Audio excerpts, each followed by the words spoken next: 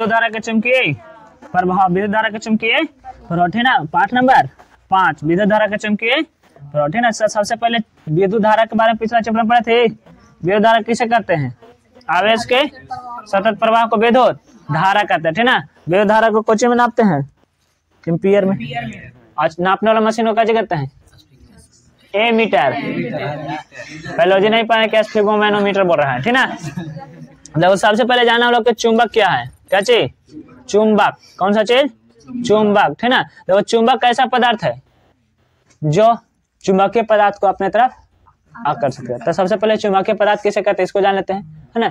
तो जो चुंबक में आकर्षित होता है उसे कैसे कहते हैं? चुंबकीय पदार्थ। जैसे कि मुख्य अवयव में है लोहा, तांबा, निकेल, नहीं NiCO कैसे इसको बोलते हैं? निकेल कोबाल्ट, निकेल कोबाल्ट और लोहा, ठीक है ना। यहाँ पे कोबाल्ट CO नहीं, कची CO कोबाल्ट, है ना। निकेल कोबाल्ट और लोहा, ये तीनों चुंबक का मुख्य अवयव है, ठीक ना। और चुंबक में जो सड़ता है पदार्थ उसे कैसे कहते हैं? चुंबकीय पदार्थ कहते हैं। जबकि चुंबक कैसे कहते हैं? तो जो चुंबकीय पदार्थ को अपनी ओर आकर्षित करता है उसे कैसे कहते हैं? चुंबक कहते हैं। तो चुंबक के बाद में पढ़ेंगे कि प्राकृतिक चुंबक, मानव निर्मित चुंबक, है ना, नाल वाला चुंबक माने कि यू आकार जैसा छड़नुमा चुंबक, ठीक है। यहाँ पे हम लोग इस चैप्टर के अनुसार अध्ययन करते हैं। चुंबक के सिरे पर क्या होता है? इसमें दो ध्रुव होते हैं, है ना। ये छड़नुमा चुंबक हो गया जिसमें एक साइड रहेगा कच्ची नॉर्थ, एक साइड रहेगा साउथ, ठीक है ना। तो नॉर्थ और साउथ पहचानने का नियम है कि चुंबक को धागे के सहारे बांध दो, है ना, और घूर्णन के बाद अंततः जिस मुंह में रुकेगा, है ना, हमेशा उत्तर दिशा दक्षिणी दिशा में रुकेगा, क्योंकि पृथ्वी एक बहुत बड़ा चुंबक की तरह कार्य करते, ठीक है। और जो ध्रुव उत्तर की तरफ रुकेगा वही हो जाएगा उत्तरी ध्रुव, ठीक है। जो ध्रुव लाल की तरफ रुकेगा, लाल की तरफ नहीं, दक्षिण की तरफ झुकेगा तो कैसे कहेंगे? दक्षिण, है ना। उत्तरी ध्रुव को साधारणतः लाल रंग से और दक्षिण ध्रुव को साधारणतः ब्लू रंग से दर्शाया, तो बाकी रंग अलग अलग से भी दर्शाया जा सकता है, लेकिन मुख्य रूप से ये दोनों रंग प्रसिद्ध हैं, ठीक है। स्वतंत्रता पूर्वक से लटका देने के बाद, छोड़ देने के बाद जो मुंह, है ना, जो मुंडी उत्तर में वो ध्रुव उत्तरी ध्रुव, जो मुंडी दक्षिण में वो ध्रुव दक्षिण ध्रुव, ठीक है ना। यानी कि इसमें दो ही ध्रुव होते हैं। कितने ध्रुव होते हैं? है ना। जो ध्रुव उत्तर दिशा में संकेत करता है उसे हम लोग उत्तरी ध्रुव कहते हैं। जो ध्रुव दक्षिण की ओर संकेत करता है उसे क्या कहते हैं? है ना। दोनों ध्रुव को मिलाने वाली रेखा चुंबकीय अक्ष कहलाती है। देखो ये है चुंबक, ठीक है ना, और ये है उत्तरी ध्रुव, उत्तर दिशा में कर दिया ना, और ये है दक्षिणी ध्रुव, दक्षिण दिशा में, है ना। तो ये काचे हो गया, दोनों के सीधा हो जाएगा काचे चुंबकीय अक्ष। चुंबक को जितना भी छोटे छोटे टुकड़ा में कर दोगे हमेशा उत्तरी ध्रुव दक्षिणी ध्रुव देखने को मिलेगा, है ना। अच्छा, एक बाद फिर कहता कहते कि चुंबक में जब चुंबक के अवयव है इसको टुकड़ा टुकड़ा कर देंगे, ठीक ना, और फिर इसी को जब सटाएंगे तो देखो इसको में नॉर्थ और साउथ, फिर नॉर्थ और साउथ, ठीक ना। जहां पर इसे टुकड़ा होगा वहीं पर इसे नॉर्थ और साउथ चुंबक, है ना। नहीं तोड़ेंगे इसको छोड़ देते हैं का उड़ा दो स्केचवा के तोड़ दे, गलत बात नहीं, नहीं, है ना। इस चुंबक को समझ रहा है? जब भी टूटेगा तो कितने भागों में टूटेगा?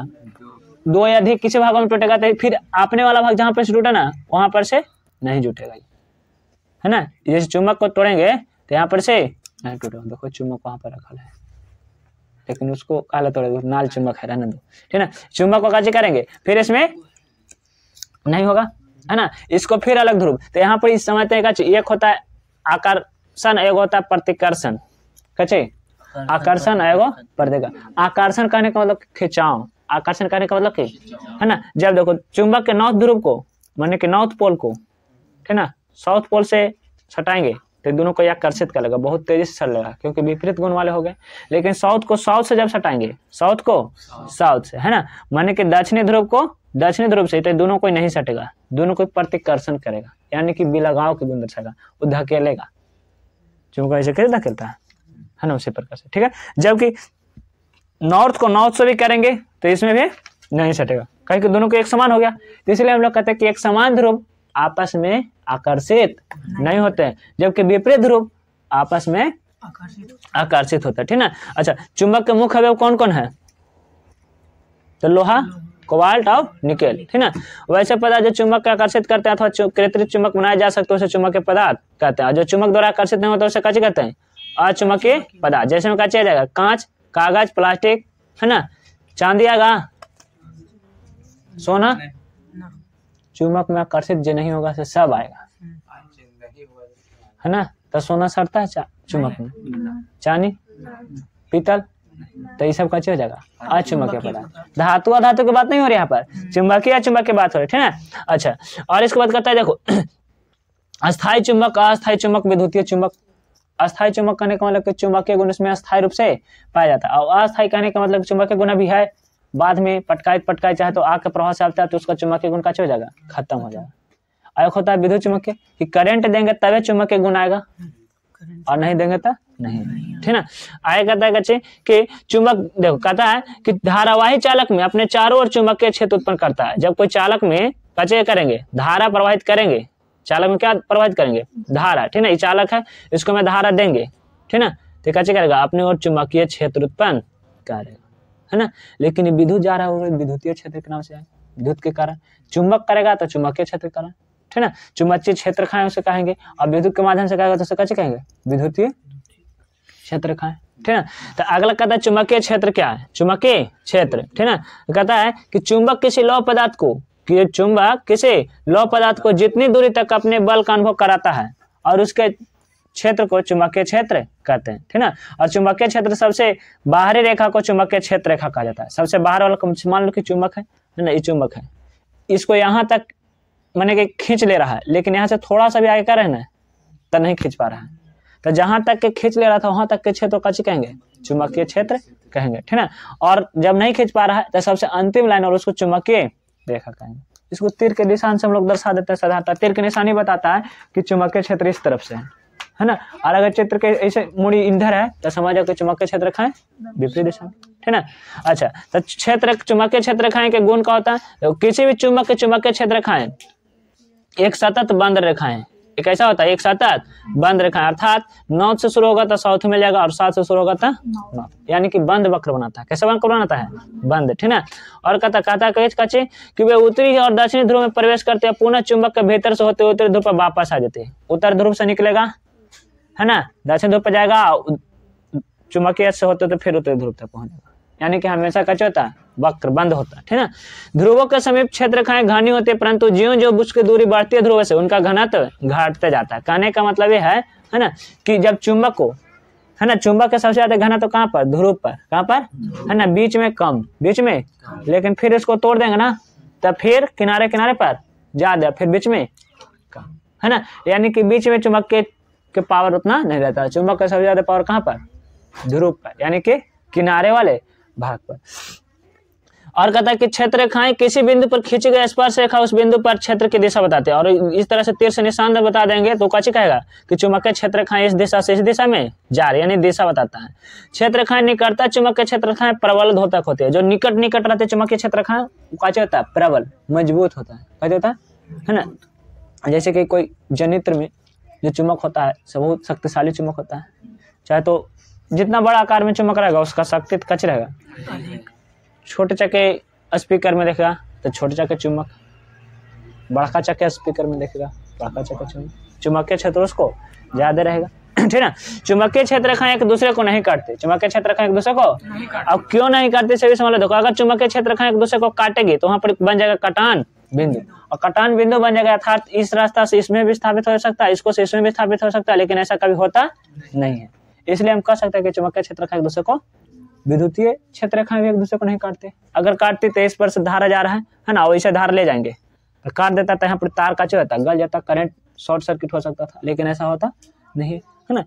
कवर लगा करके देखता है एक दूसरे में लपेट करके तार को ले जा रहा है, तो उसका विद्युतीय क्षेत्र रेखाएं तो होगा, लेकिन नहीं काटता है, ठीक ना। यह केवल काल्पनिक रचना है, ठीक ना। यह कहता है कि विद्युत धारा चुंबकीय क्षेत्र उत्पन्न करती है ना। एक ओसार्टेट का प्रयोग पढ़ना है, कैसे पढ़ना, ओसार्टेट का प्रयोग देखो। ओसार्टेट जी कब बताए थे, 1820 ईस्वी में। तो ओम जी कब बताए थे, 1800, ये 18वीं शताब्दी 19वीं शताब्दी बहुत ज्यादा नए मशीन नए चीजों का खोज किया। 16वीं शताब्दी 15वीं शताब्दी इस समय भौगोलिक खोज हुए, यानी ज्योग्राफिकल, दुनिया कौन देश कहाँ है और वही मार राजपाट हो लगा। तो 16वीं 17वीं शताब्दी इतिहास में ना, अभी 18वीं 19वीं शताब्दी आधुनिक क्रांति में कंप्यूटर के क्षेत्र में, टेक्नोलॉजी के क्षेत्र में भी चल रहा है, ठीक ना। तो ओसार्टेट जी का 1820 ईस्वी में ओसार्टेट जी पता लगाते हैं, कहते हैं ना कि जब किसी चालक से विद्युत धारा प्रवाहित किया जाता है तो चालक के चारों ओर चुंबकीय क्षेत्र उत्पन्न हो जाता है। जब कोई चालक से विद्युत धारा जाता है ना, तो इसके चारों ओर कुछ उत्पन्न होता है, चुंबकीय। एक विपरीत क्या है, फैराडे जी कैसे कहता है, चालक है, सुचालक भी बोलते हैं इसको, ठीक ना। चालक में क्या चीज है, धारा जा रहा है, तो इसके चारों ओर कुछ उत्पन्न होगा, चुंबकीय क्षेत्र, है ना। और सर जी कहते हैं ठीक चुंबकीय क्षेत्र उत्पन्न कर करके विद्युत धारा उत्पन्न कर देते हैं, है ना। और सट्टे जी कहते हैं कि क्या करेंगे, चालक जाएगा, चालक से कुछ उत्पन्न होगा, क्षेत्र उत्पन्न होगा, है ना। जबकि फैराडे जी कहते हैं कि क्षेत्र है तो उसमें चालक आ जाएगा, चालकता आ जाएगी, यानी कि विद्युत धारा उत्पन्न हो सकता है ना। तो इसी पर तो डीसी करंट का पहले परिकल्पना की गई, ठीक है। यानी कि ओसार्टेड के प्रयोग में क्या लिखेंगे, ओसार्टेड नामक वैज्ञानिक ने 1820 ईस्वी में बताया कि जब किसी चालक से विद्युत धारा प्रवाहित करते हैं तो चालक के चारों ओर चुंबकीय क्षेत्र उत्पन्न हो जाता है, कोई दिक्कत है ना। एक चित्र ही पा देंगे, ये तार है, तार में जा रहा है तो कैसे कर देंगे, चारों ओर चुंबकीय क्षेत्र उत्पन्न हो रहा है, ठीक है। इसके बाद आता है कहते हैं मैक्सवेल के दक्षिण हस्त नियम, किसका नियम, मैक्सवेल के, ठीक ना। देखो मैक्सवेल के दक्षिण हस्त नियम यानी कि दायां हाथ के नियम, दक्षिण हाथ के नियम यानी कि दाएं हाथ के नियम। यदि विद्युत धारे तार को दाएं हाथ के मुट्ठी से इस प्रकार पकड़ा जाए, दायां हाथ से, दायां हाथ से, ये बाएं हाथ नहीं जी, हाँ बोल देता है कुछ में भी है ना, नहीं पछा रहे कि दायां हाथ है कि बाएं हाथ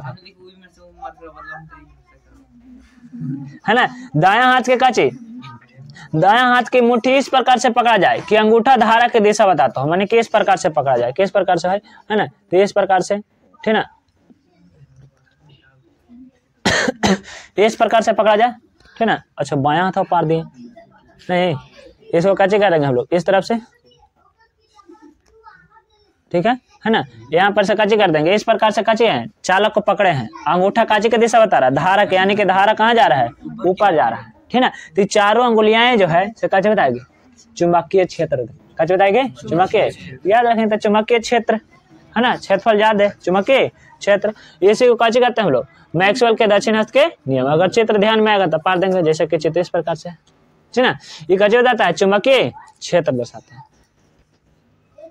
बटमा देख रहे हैं पर बोला, चुंबकीय क्षेत्र है, ये चुंबकीय क्षेत्र दर्शाएगा, कैसे दर्शाएगा, चुंबकीय क्षेत्र। दाहिना हाथ के नियम का कहता है कि यदि किसी चालक में अंगूठा जो धारा की दिशा बताता है ना, तो चारे अंगुलियां कैसे दर्शाएगी। अच्छा सबसे बढ़िया चालक कौन होता है, सबसे बढ़िया चालक चांदी, और सबसे एकदम खराब चालक शीशा, है ना। वार्निश का होता है को चालक, और जर्मेनियम क्या है, अर्धचालक, जर्मेनियम क्या है, और सिलिकॉन अर्धचालक, सिलिकॉन भी क्या है, अर्धचालक, ठीक ना।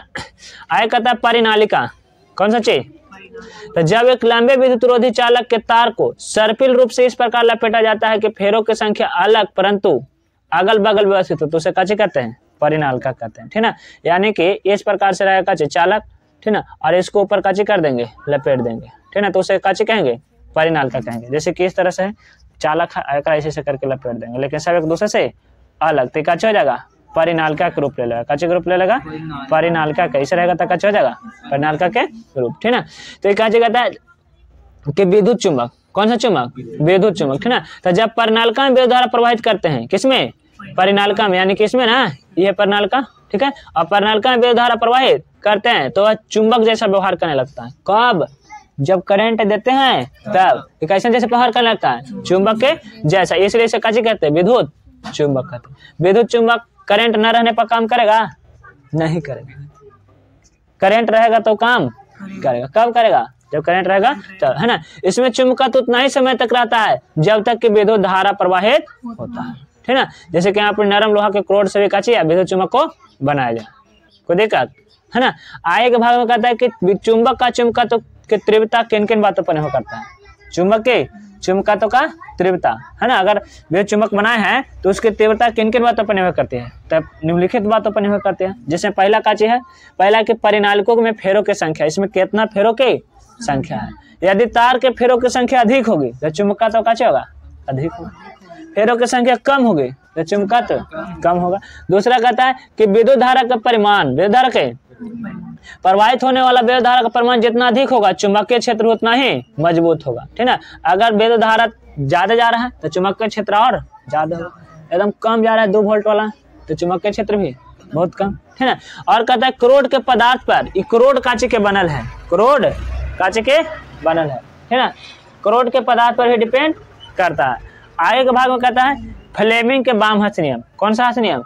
इस बार बाम हाथ आया है ना, फ्लेमिंग के बाम हस्त नियम, ठीक है। तो यहाँ पर जाने के लिए सबसे पहले हम अंगुलिया के बारे में जान लेते हैं। नहीं देखो, तो यदि हम अपने बाएं हाथ के 3 अंगुलिया, बाएं हाथ के 1 2 3 है ना, 3 अंगुली, ये 3 अंगुली ना, कि 1 2 3 नीचे से 3 अंगुली, ऊपर से, सही गिन दिए थे जी, याद आ रहा है हमको। आगे कहता है कौन कौन? मध्यमा, तर्जनी और अंगूठा, मध्यमा तर्जनी और इस प्रकार फैलाते हैं कि तर्जनी चुंबकीय क्षेत्र बताता है। तर्जनी क्या बताता है? चुंबकीय क्षेत्र। तर्जनी क्या दिखाता है? चुंबकीय क्षेत्र, है ना। इस प्रकार से इसको फैलाते हैं कि तर्जनी का दिखाता है चुंबकीय क्षेत्र, और मध्यमा जो है धारा की दिशा बताती है। मध्यमा क्या दिखाती है? मध्यमा कौन है? ये है तर्जनी, गलती रख देते हैं तो अपना, ये है तर्जनी, ये चुंबकीय क्षेत्र दर्शा रहा है। क्या दर्शा रहा है? और एक कैसे दिखा रहा है? धारा के दिशा, है ना। तो अंगूठा चालक पर लगे बल की दिशा व्यक्त करता है। ये कैसे दिखाता है? चालक पर लगे बल के दिशा, ये बल के दिशा बताता है, ठीक ना।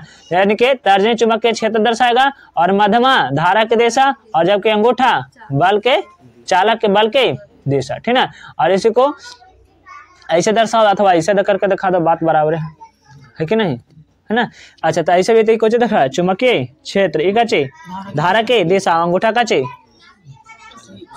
विद्युत धारा के बल के दिशा, विद्युत धारा के, है ना। आगे आता है कि तब विद्युत मोटर क्या है? कौन सा चीज? विद्युत मोटर, है ना। तो जो विद्युत ऊर्जा को काचे में बदलता है? यांत्रिक ऊर्जा में। विद्युत ऊर्जा को यांत्रिक ऊर्जा, ऐसा यंत्र जिसके द्वारा विद्युत ऊर्जा को यांत्रिक ऊर्जा में बदला जा सके उसे काचे कहते हैं? विद्युत मोटर कहते हैं, ठीक है ना। इसकी बनावट क्या होती है? तो इसमें चुंबक लगे होते हैं, ठीक ना। अच्छा, तब बनावट की व्याख्या कर लेते हैं। यहाँ पर चित्र को थोड़ा सा ध्यान में रखना रहेगा, ठीक ना। व्याख्या का विद्युत मोटर में एक शक्तिशाली चुंबक होता है, एक नहीं 2 होता है, एक जोड़े, है ना। दोनों साइड में लगे होते हैं कचे चुंबक, दोनों साइड में चुंबक लगा हुआ था, है ना। और जिसके अवतल ध्रुव संडों के बीच तांबे के तार कुंडली होती है। इसके अवतल, इस भाग अवतल होने के बीच वाला भाग में धासा इस तरह से रहता है, बीच में कच रहता है कुंडली, कच रहता है डायरेक्ट सिस्टम का हम लोग कॉइल के नाम से जानते हैं। ये कॉइल है ना, मोटर से निकाल दो कॉइल, ठीक है। आएगा था कि इसमें क्या होता है? जिसे इसे क्या कहते हैं? तार कुंडली होती है, जिसे आर्मेचर कहते हैं। तार के कुंडली जिसे क्या कहते हैं? आर्मेचर, है ना। आर्मेचर के दोनों छोर पर पीतल के खंडित वलय R1 R2 से जुड़ा होता है। वलय के बर्तन पर कार्बन ब्रश लगाते हैं जो हल्का स्पर्श करता है, जैसे कि यहाँ पर चित्र में है, ठीक ना। यहाँ पर ABCD जो है कच्चे है, परिणाल का है, यानी कि आर्मेचर है। यहाँ पर भाग कार्बन के ब्रश लगा, यहाँ पर कच्चे करेगा, विद्युत धारा स्पर्श कराएगा, ठीक ना। अब विद्युत धारा स्पर्श कराएगा तब पीछे वाला भाग, ठीक ना, इसको हम लोग कच्चे बोलते हैं। यहाँ पर करोड़ है, कच्चे करोड़, ये बाहर वाला भाग है कच्चे है, चुंबक है, ठीक है। यहाँ पर से धारा देंगे तो धारा देंगे तो कच्चे होने लगेगा, घूमने लगेगा, ठीक है। लेकिन अगर इसको घुमाएंगे तो कच्चे देने लगेगा, धारा देने लगेगा, है ना। जैसे कि मोटर है, मोटर को तार दो दे रहता है ना। अगर तार से बैटरी में जोड़ गए तो मोटर घूमने लगेगा, लेकिन तुम तारवा से बॉल को जोड़ दो, मोटर के हाथों से घुमाओ, बॉल बढ़ लेगा। क्या कि यहाँ पर क्या हो रहा है? धारा दे रहे हैं, है ना, उल्टे घुमाएगा तब है, यानी कि उसके विपरीत दिशा में, ठीक ना। इसको कलम दिखा देंगे। आगे क्या कहता है? इसको में कार्य कैसे काम करता है? तो जब विद्युत धारा दिया जाता है तो चुंबकीय क्षेत्र उत्पन्न हो जाता है। कैसे होता है उत्पन्न? और चुंबकीय क्षेत्र उत्पन्न होता है जिसके कारण कॉइल जो होता है कैसे करने लगता है? आधा घूर्णन करता है, फिर चुंबकीय क्षेत्र दूसरा चुंबक के कारण होता है, और फिर पूरा घूर्णन कर लेता है। ऐसे कारण से कैसे होता है? घूमते रहता है, और धारा प्रवाह होता है तब तक घूमता। धारा प्रवाह जैसे रुका, चुंबकीय क्षेत्र खत्म, चुंबकीय क्षेत्र खत्म, तब मोटर भी रुक जाएगा, ठीक ना। फिर तुरंत बैकअप ले लगता है। आया कहता है कि विद्युत चुंबकीय प्रेरण, कौन सा चीज?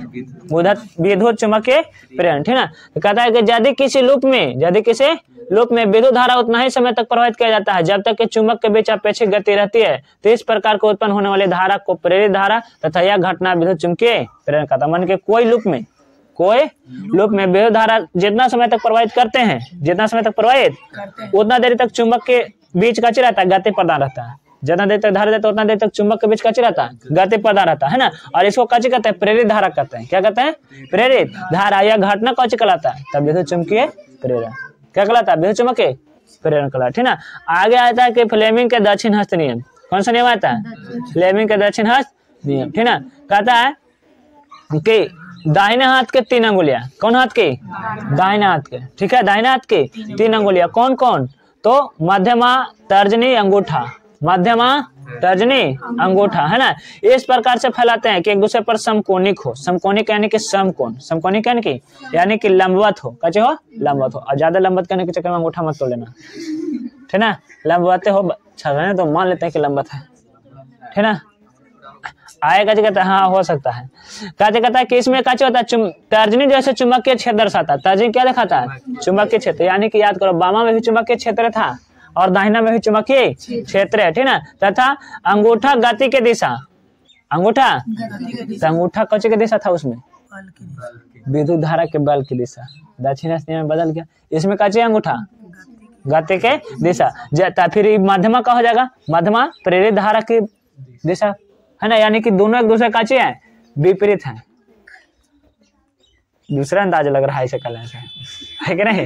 देखो बायां हाथ के नियम, काचे हाथ के नियम, बायां हाथ के नियम में तर्जनी काची करेगा विद्युत चुम्बकीय क्षेत्र, और दायां हाथ में काची करेगा विद्युत चुम्बकीय क्षेत्र। लेकिन बायां वाला में अंगूठा जलाएगा विद्युत धारा के बल की दिशा दर्शाएगा, जबकि मध्यमा काची दर्शाएगा धारा के दिशा। और एक काचे धारा की दिशा अंगूठा बता देगा और बल की दिशा, यानी कि यहाँ पर दोनों को काचे हो जाएगा विपरीत। कौन कौन, तर्जनी और नहीं, मध्यमा और अंगूठा, मध्यमा और, है ना। यहाँ पर चित्र को ध्यान से रखेंगे, ठीक है ना। इस प्रकार से देखो काचे कहता है कि तर्जनी क्या दिखाता है, चुंबकीय क्षेत्र, और अंगूठा गति और मध्यमा धारा। मध्यमा आय के भाग में आता है विद्युत जनित्र, काचे आता है विद्युत जनित्र, इलेक्ट्रिक जनरेटर। जनित्र से ज्यादा अच्छा जनरेटर सबको के दिमाग में आएगा। कौन सा चीज, जनरेटर, ठीक है ना। काचे कहता है विद्युत जनित्र एक ऐसा यंत्र है जो यांत्रिक ऊर्जा को विद्युत ऊर्जा में बदलता है। कौन सा ऊर्जा को, अब यांत्रिक ऊर्जा किसको बोलते हैं, ऊर्जा के, और दिमाग में घूम गया, यांत्रिक ना समझ, मैकेनिकल आ गया। घूमे वाला ऊर्जा को यांत्रिक ऊर्जा कहते हैं, घूमे वाला ऊर्जा को, पंखा घूम रहा है यांत्रिक ऊर्जा दे रहा है ना। मोटर के पलक खोस है, मोटर का डायना घूम रहा है, यांत्रिक ऊर्जा दे रहा है। डीजल चालू किए चक्का घूम रहा है, यांत्रिक ऊर्जा में, एक पट्टा दे देंगे फिर वो यांत्रिक ऊर्जा में। साइकिल का चक्का घूम रहा है, यांत्रिक, है ना, यानी कि गति में उठे ना। और इसको कोचे में बदल दे विद्युत ऊर्जा में, घूम करके कोचे में बदल दे। जनरेटर देखो, जनरेटर है ना, पूरा सिस्टम में के जनरेटर बोल देता है। जनरेटर में डीजल होता है एक भाग, और दूसरा आगे वाला भाग है जो करंट, वो है जनरेटर। ये तो डीजल इंजन है ना। ये कौन है, इसका खोज किसने किया था, रुडोल्फ डीजल, हाँ, है ना। जनरेटर बनाया गया सिद्धांत पर, ठीक है, फैराडे जी के। आए कहता कचे कि विद्युत जनित्र एक ऐसा यंत्र है जो कि यांत्रिक ऊर्जा को कचे में बदलता है, विद्युत ऊर्जा में, यांत्रिक ऊर्जा को, है ना। यानी कि इसमें कुछ इस प्रकार से रहता संरचना। विद्युत जनित्र किसे कहते हैं, तो जो विद्युत जनित्र उसे माने कि कहने का मतलब कि ऐसा यंत्र जो यांत्रिक ऊर्जा को, और जो विद्युत ऊर्जा को यांत्रिक ऊर्जा में बदलता है उसे क्या कहते हैं, डायनेमो। विद्युत ऊर्जा को यांत्रिक ऊर्जा में बदलता है उसे क्या कहते हैं, है ना। यांत्रिक ऊर्जा को विद्युत ऊर्जा में उसे क्या कहते हैं, विद्युत जनित्र, ठीक ना। इसके व्याख्या में किस प्रकार से लिखेंगे, तो लिखेंगे कि विद्युत रोधी तांबे पदार्थ के, तांबे के तार की कुंडली नरम लोहे के करोड़ पर लपेटी जाती है।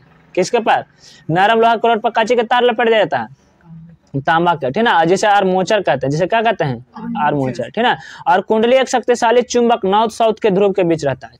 चुंबक किसके बीच रहता है, नॉर्थ साउथ के बीच में रहता है, ठीक ना। माने कि मान लो कि दोनों चुंबक है, एकरा में बीच कुछ है, कुंडली है, ठीक है ना। अब अवतलाकार रहबो करता है, ठीक है। इसमें क्या हो जाएगी, कुंडली अभी घूमेगा, है ना, घूमेगा। आया कहता है कि इसमें दोनों और छोर पर बीच में कुछ खाली स्थान छोड़ दिया जाता है, और इसका विभक्त वलय C1 C2 से जोड़ दिया जाता है। जैसे कार्बन के दो ब्रश से हल्के स्पर्श करते हैं, ठीक ना। इसको काच करता है, कार्बन के हल्के ब्रश से स्पर्श करा देते हैं। यहाँ पर से कार्बन स्पर्श करेगा, अभी जैसे घूमेगा तो कार्बन का स्पर्श करेगा, और घूमेगा तो काचे हो जाएगा, यांत्रिक ऊर्जा के, यहाँ पे कार्बन स्पर्श करता है, विद्युत ऊर्जा के आवेश होगा, आवेश कोणीय वाले भाग में मारता है ना। विद्युत जनित्र के बारे में जब हम पढ़ेंगे, और अथी में जैसे कि वो है कुछ, उसका नाम है मशीन है साइक्लोट्रॉन, अथवा दूसरा चीज को बांडी ग्राफ जनित्र, ठीक ना। तो बांडी ग्राफ जनित्र के अनुसार कहता है कचे कि जब कोई धार विद्युत चुम्बकीय क्षेत्र उत्पन्न हो रहा है तो हमेशा नुकीले भाग में जाएगा। जैसे कि तू लोग कभी कभी प्रयोग किया होगा कि लड़कन को कुर्सी पर बैठा दो और कुर्सी को मारो ऐसे ऐसे, है ना, और उसके बाद एक अंगुरिया से छुआता है, तो पूरा आवेश कहाँ जा रहा है, पतले भाग पर, नुकीले भाग पर बहुत कस के सब आवेश आता है, ठीक ना। इसमें तो बेंजामिन फ्रैंकलिन भी चल गए, चाबी लगा के पतंग उड़ा रहे थे, और आवेश जितना था उसे फटाक से आ गया एकदम धागे के माध्यम से हाथ में, उनका जैसे प्रयोग करे वाला डोज के कहते हैं कच्चे इसका कार्य क्या होता है, कार्य होता है कि दो ब्रुश में हल्के स्पर्श करने के बाद विद्युत धारा प्रवाहित होने लगती है। और एक कच्चे कहता है जनित्र को डायनेमो या दिष्ट धारा जनित्र भी कहते हैं। जनित्र को क्या कहते हैं, डायनेमो अथवा दिष्ट धारा। या यांत्रिक ऊर्जा को किसमें बदलता है, विद्युत धारा में। यांत्रिक ऊर्जा को कौन, जनित्र। यांत्रिक ऊर्जा किसमें बदलता है, विद्युत धारा में। उसके बाद आता है कि सुरक्षा फ्यूज क्या चाहता है, तो सुरक्षा फ्यूज एक तार का टुकड़ा होता है जिसकी प्रतिरोधकता बहुत अधिक और गलनांक बहुत कम होता है ना। और फ्यूज हमेशा गर्म तार में जोड़ते हैं, किसमें जोड़ते हैं, और समांतर क्रम या श्रेणी क्रम में, श्रेणी क्रम। कौन सा क्रम में, श्रेणी क्रम में, ठीक ना। एक आता है अति भारण, कौन सा चीज, एक होता है लघु पथन। अति भारण है ना, अति भारण किसे कहते हैं, किसी उपकरण में कुल शक्ति से अधिक भार या वजन दे देना उपकरण के लिए अति भारण कहलाता है। जैसे 20 बल्ब जलाने की पावर है और 25 बल्ब जला देंगे तो कैसे हो जाएगा, अति भारण, हाई लोड, ठीक है ना, ओवरलोड, ठीक है। और कहता है लघु पथन, जब किसी कारण से विद्युत के दोनों तार आपस में टकरा जाते हैं। कैसे होता है, कोई कारण से जब दोनों तार एक दूसरे आपस में टकरा जाते हैं और प्रतिरोध लगभग शून्य हो जाता है परिपथ में, है ना, तो इस परिपथ में बहुत ज्यादा तार कैसे होता है, खराब हो जाता है और परिपथ भंग हो जाता है, जिसे कुछ कहते हैं हम लोग लघु पथन, है ना। परिपथ में जहाँ पर लघु पथन होता है वहां पर चिंगारी भी उत्पन्न हो सकती है और जिससे आग भी लगने की संभावना रहती है। और जब बिजली से आग लग जाती है तो उसे पानी से बुझाया है ना, बल्कि कार्बन डाइऑक्साइड का उपयोग करेंगे, बालू का उपयोग करेंगे। सबसे तो कोशिश करेंगे कि करंट को कैसे किया जाए, है ना, उसको हम लोग आपदा प्रबंधन में एक्सप्लेन से जानेंगे। फिर कहता है कि विद्युत के उपयोग के संबंधित से खतरे, सुविधाजनक तो बहुत है ना, लाइन आता है, पंखा चलता है, हवा देता है, हम लोग सोते हैं, है ना, लेकिन इसको खतरे भी, इसका उपयोग करते समय थोड़ा सा सावधानी की जरूरत है, जैसे कि कुचालक के कांचे पहना जाए, ग्लव्स, है ना। और फिर कांचे का चेस्ट में हो सकता है कि हमेशा कवर वाला तार का उपयोग किया जाए नहीं। और जब भी कहता है टेस्टर का उपयोग कर करके, इन्हें कि देखो हम ही टेस्ट में पकड़ के देखते हैं, मनुष्य का शरीर का प्रतिरोध ज्यादा नहीं है, 50,000 ओम है ना, इसलिए हमसे थोड़ा सा बस। इसके बाद इसमें आता है एक माइकल फैराडे के बारे में चर्चा, है ना। देखो ये कहाँ थे, भौतिकवादी माइकल फैराडे थे। इनका जन्म 22 सितंबर 1791 में गरीब लोहार के परिवार में हुआ था। वो मात्र 14 वर्ष की उम्र में फैराडे का करते थे, थोड़ा बहुत छोटा बहुत काम करते थे, जिसका नाम कुछ था जिल्द साज का काम, कचे काम, है ना। इनकी कहानी बहुत रोचक है। गरीब घर से थे और काम काचे करते थे, लेकिन पढ़ने में रुचि रखते थे। पढ़ने में रुचि सबको रखना चाहिए। बिना शिक्षा के मनुष्य भी पशु के समान है। भले सूरत शकल मनुष्य के है, अब शिक्षा नहीं है, है ना। और शिक्षा के साथ संस्कार भी जरूरी है कि नहीं।